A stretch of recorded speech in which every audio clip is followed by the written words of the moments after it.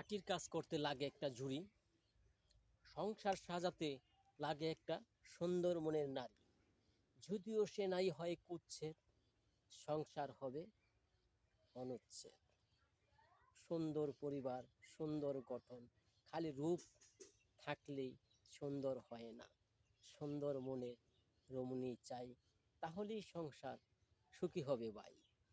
যদি তুমি ভাবো যে সুন্দরের পূজারী, তাহলে সংসার হবে ধ্বংসের মূল কারণই। কারণ কি জন্য? সংসারে শুধু সুন্দর নারী হলেই সংসার সুন্দর হয় না, নারীর মন সুন্দর থাকা চাই, তাহলেই সুন্দর হবে ভাই আপনার জীবনটাই।